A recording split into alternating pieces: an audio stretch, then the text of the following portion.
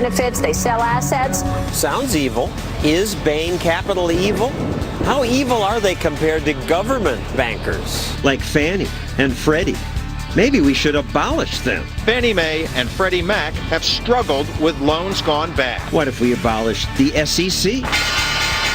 What if we let people invent their own currency? Are you kidding? Absolutely not. Banking and money delivered from evil.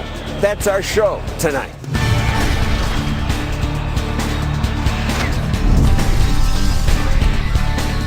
And now, John Stossel. Bankers. Lots of Americans hate them, especially those private equity guys who sometimes shut companies down. I'm surprised that presidential candidate Mitt Romney hasn't really stepped up to defend what takeover artists do and what he did at Bain Capital. I was even more surprised when one of his opponents suggested that Romney give back all the money he's earned from bankrupting companies and laying off employees. That's his Republican opponent? Newt's supporters also paid for a commercial depicting Bain Capital as a story of greed, playing the system for a quick buck, more ruthless than Wall Street. More ruthless than Wall Street? Well, how ruthless? Not so fast. When we return, we'll talk to someone who says insider trading should be legal, that it would be good for America. Now, insider trading. Well, that just sounds wrong. How could that ever be a good thing, except for the insider? Insider trading is wrong. I think it's corruption, and I think it's wrong. Right. Everyone knows it's wrong. But it's not, says Bob Murphy, an economist who studies financial markets. He says insider trading should be legal. Why? Well, because it actually helps people, because now the people with inside information, they have the incentive to go out and trade based on that, so the stock price actually more accurately reflects what everybody knows.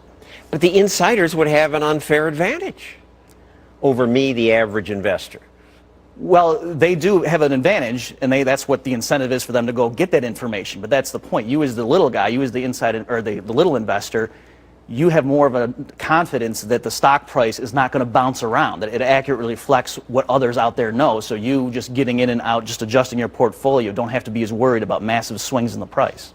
And I mean, I should say to the audience that a lot of people agree with him. There are scientists at the University of Chicago, Yale, George Mason, a judge on the Seventh Circuit, economists around who say he's right. Milton Friedman said, you should want more insider trading, not less. You want to give the people most likely to have knowledge about deficiencies of the company, an incentive to make the public aware of that.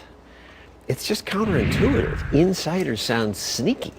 Right, but in any other field, you want the experts, the people who really know what they're doing, to influence what it is that the public gets, right, what the product is. So now you as a little investor, if one stock is $100 and another is $200, if you're going to make those purchases, you kind of want there to be some reason that the $200 stock is that much more expensive. So the insiders help give you that outcome, that the company that really is good and profitable has the higher price, and the company that's a dog already has that bad news priced into it. And so you as the little guy don't get hit with this big surprise.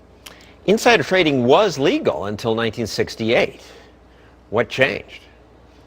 Well, I mean, I think there were various people on the inside who were worried about certain things, and they lobbied the government and got the regulations put in place. So I think it's naive to assume that the reason for the change was that a bunch of disinterested academics were sitting around saying, we want to go help the public. I think whenever you see these major changes, it's because insiders knew they could game the system.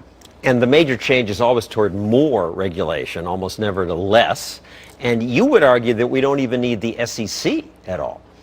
Well, yeah, exactly. I mean, we can get real academic here, but let's step back for a minute. Right, let's not. I mean, look at their performance. They missed Enron, they missed Tyco, there was Sarbanes-Oxley. Everyone said, okay, this is the biggest legislation since the 30s. Now we're going to clean up Wall Street.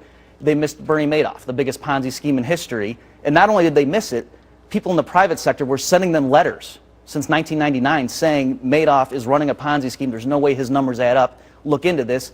They ignored it. And it's not even that they caught him after the fact. His kids turned him in. What more would the SEC have to do than the Madoff scandal for the public to start saying, maybe this isn't the best way to approach this issue?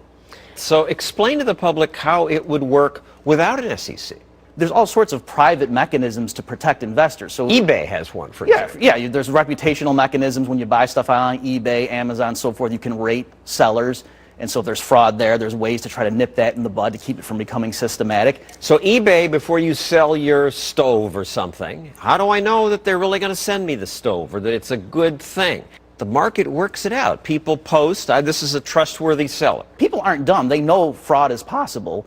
And so if the government's not there giving its implicit stamp of approval to everything, people will want to protect themselves. That's a good point, because government gives you the illusion of safety.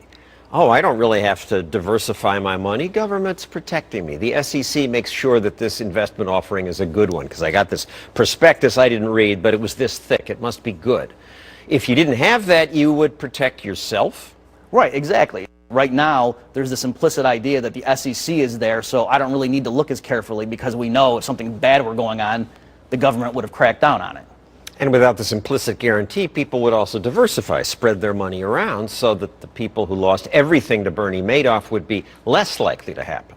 Right, that's exactly right. This idea that, oh, the SEC is making sure that's a good thing to do with your money, maybe that's something we shouldn't be leading people to believe. Thank you, Bob Murphy. Coming up.